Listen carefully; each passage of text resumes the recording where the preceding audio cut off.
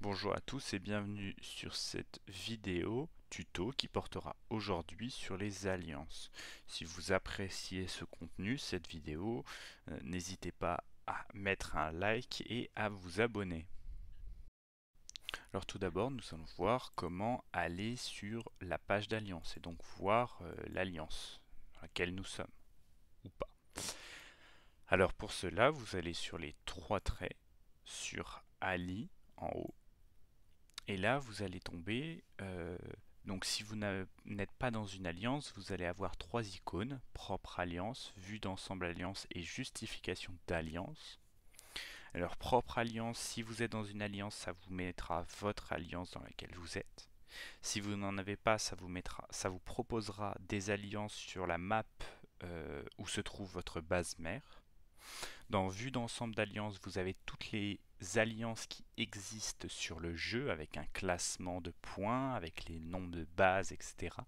Et enfin, justification d'alliance vous permettra de créer une alliance sous quelques conditions.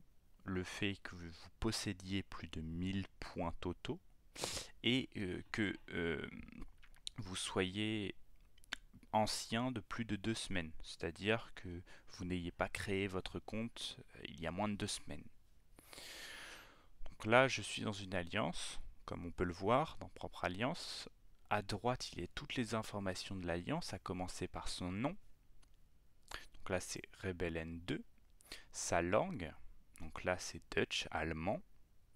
Ensuite, le message en dessous, enregistrement des nouveaux arrivants, ça veut dire que l'alliance est ouverte à tout le monde. Il peut y avoir marqué sinon qu'elle requiert un nombre de points pour être acceptée. Donc c'est sur demande.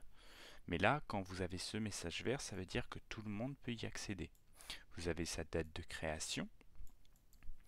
Ensuite, son nombre de points, c'est-à-dire le nombre de points totaux regroupés de tous les membres de l'alliance.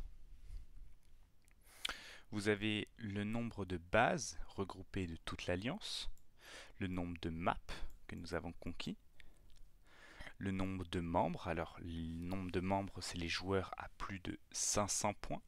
Nouveaux arrivants, ce sont les joueurs à moins de 500 points du coup. Là, vous avez les membres plus les nouveaux arrivants pour savoir combien vous êtes dans l'alliance. Vous avez ensuite savoir si vous êtes en démocratie ou pas, et ça nous verrons à la fin de la vidéo. Vous avez le leader, qui est celui qui va gérer l'alliance, qui va pouvoir renommer l'alliance contre du gold, qui va pouvoir nommer des co-leaders, qui va pouvoir supprimer des gens. Et ensuite, vous avez le co-leader, les co-leaders nommés par le leader, qui vont faire un peu respecter les règles du leader. Ils pourront mettre des messages de groupe vus par tous. Là, nous avons les messages dans Ali Runmay, qui sont tous les messages donnés par les leaders ou les co-leaders qui vous seront directement donnés sur votre jeu. Et enfin, vous avez la démission hors d'alliance. Alors là, sur la gauche, revenons, vous avez le nom des joueurs avec leur nombre de points, leur nombre de bases, leur placement dans les meilleurs joueurs, c'est-à-dire dans le chart, et savoir s'ils sont en ligne ou pas et depuis combien de temps. Par exemple, là, on va prendre mon compte, Akeiba. Il possède 405 points avec une base et un placement au-delà de 9999 dans la charte. Et il y a marqué que mon compte est actif. Les alliances ont certaines règles que vous devez connaître, comme la première qui est que les alliances avec un seul membre seront dissoutes 12 heures après sa création. Ou alors, si l'alliance est sur le déclin et qu'il n'y a plus qu'un membre, eh bien ça sera pareil. Ça sera 12 heures après. Si le leader est inactif pendant 5 jours, eh bien le poste de leader sera donné à un autre joueur. Troisième règle, les membres avec moins de 500 points ne sont pas considérés comme des membres, mais comme des nouveaux arrivants. C'est-à-dire, Les alliances sont limitées à 50 membres. Ils ne pourront pas en accepter plus, sauf si ce sont des nouveaux arrivants que vous pouvez en accepter autant que vous voulez. Si une alliance dépasse 50 membres, eh bien tous les 10 heures, un membre avec le moins de points sera automatiquement expulsé. C'est-à-dire le joueur qui a le moins de points au-dessus de 500. Et une alliance peut dépasser 50 membres en faisant en sorte que si vous avez déjà 50 membres et par exemple vous avez 3 nouveaux arrivants qui passent au-dessus de 500 points, eh bien ça vous fait des nouveaux joueurs. Ensuite, dernière chose à savoir qui est importante, c'est que les joueurs avec moins de 1000 points totaux seront virés après 5 jours inactifs. Les joueurs entre 1000 points et 10 000 points seront virés après 2 semaines d'inactivité. Et enfin, les joueurs avec plus de 1000 points seront virés après 8 semaines d'inactivité. Être inactif, c'est un joueur qui n'est pas connecté pendant ce laps de temps ou alors qui ne fait rien sur le jeu. C'est-à-dire qu'il a ouvert le jeu, la page du jeu est ouverte, mais après 5 minutes, la page se grise et là il est considéré comme ne faisant rien sur le jeu et comme inactif. Et ensuite nous avons le mode démocratique pour certaines alliances, qui est un mode que le leader doit mettre pour que les membres puissent voter. Et les membres vont donc élire leur propre leader. Pour pouvoir voter, il faut que les membres aient plus de 1000 points et qu'ils soient membres de cette alliance depuis au moins 3 jours. Vous ne possédez qu'un vote unique. Et ce qu'il faut savoir, c'est que quand une alliance s'est transformée en démocratie, eh bien, vous ne pouvez pas revenir en arrière, vous devez le rester.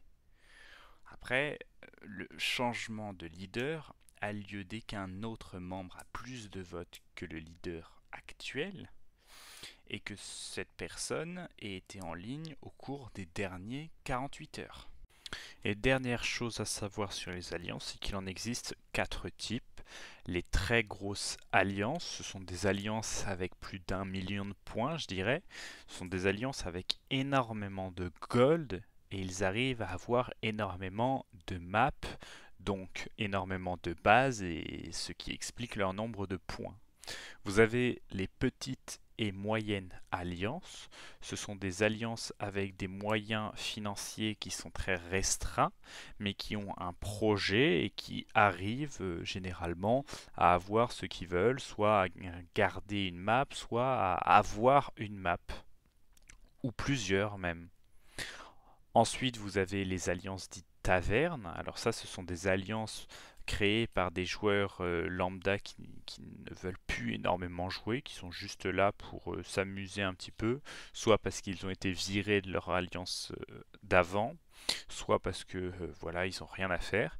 Et ils vont créer une alliance qui vont ouvrir à tout le monde, et il va y avoir des centaines et des centaines de joueurs, donc pas énormément de membres, mais beaucoup de nouveaux arrivants qui vont aller dans cette alliance. Et ça va parler vraiment toutes les langues. Ces alliances sont assez bien pour aller recruter, parce que vous avez des joueurs de tout profil. Et enfin, vous avez un type d'alliance qui n'existe plus vraiment, mais j'en ai vu un ou deux sur le jeu, ce qui s'appelle des psy-alliances, ou alliances espions. Ce sont un peu des tavernes pour des seconds comptes, pour, donner des informations sur des maps et tout ça. Alors ces alliances sont de moins en moins créées, puisque avec tous les nouveaux moyens de communication, Discord, Messenger, etc., eh bien on y a de moins en moins recours, mais ça existe encore. Et voilà, nous arrivons à la fin de cette vidéo. J'espère que ça vous aura plu, que vous aurez appris des choses. On se retrouve la semaine prochaine. N'hésitez pas à vous abonner, à mettre un like et à commenter. Si vous avez des questions, j'y répondrai bien évidemment. Allez, à la semaine prochaine.